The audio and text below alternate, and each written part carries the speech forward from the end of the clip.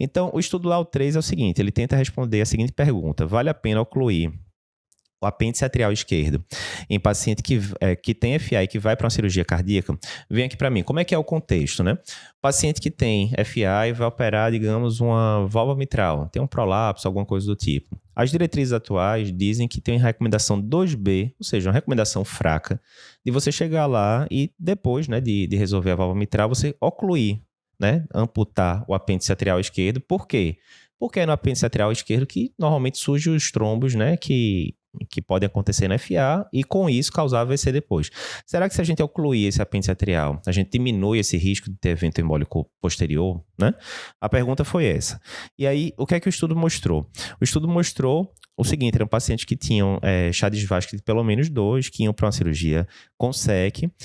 Um grupo ia para a oclusão de apêndice atrial, outro grupo não fazia nada.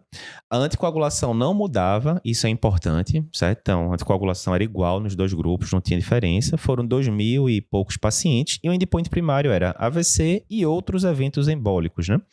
E o que é que foi observado? Houve sim redução de taxa de complicação, de 7% para 4,8%, ou seja, o grupo que operou, que amputou lá o apêndice atrial, ocluiu, teve bem menos eventos, sim, e isso não trouxe aumento de risco de complicação cirúrgica. Você podia dizer, né?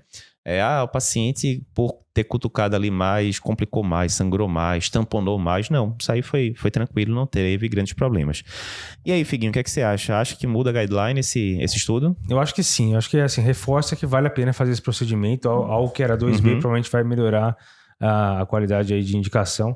O estudo teve quase 80% dos pacientes que estavam anticoagulados, né? Isso. Então é interessante que em cima disso eles conseguiram reduzir ainda 33% aí do endpoint primário. Perfeito. Então acho que é um estudo forte aí que eu acho que vai impactar assim nas diretrizes e eu acho que é algo a considerar para quem tem esse perfil. Vai para uma cirurgia com SEC e tem a possibilidade de fechar o apêndice atrial. Perfeito. Acho bastante possível, né, deles subirem aí para talvez uma recomendação 2A, enfim, a cirurgia, o procedimento de rotina, né?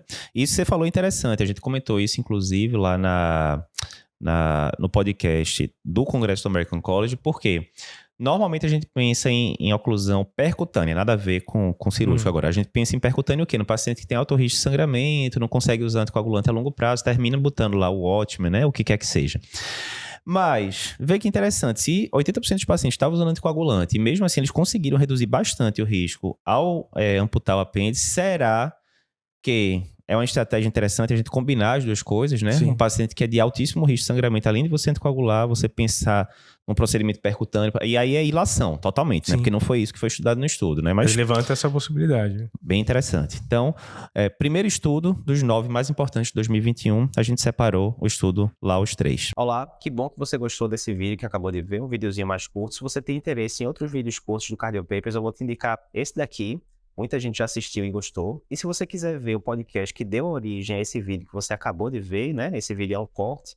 Para ver o episódio completo, clica aqui na esquerda e você vai conseguir ver o episódio completo do podcast.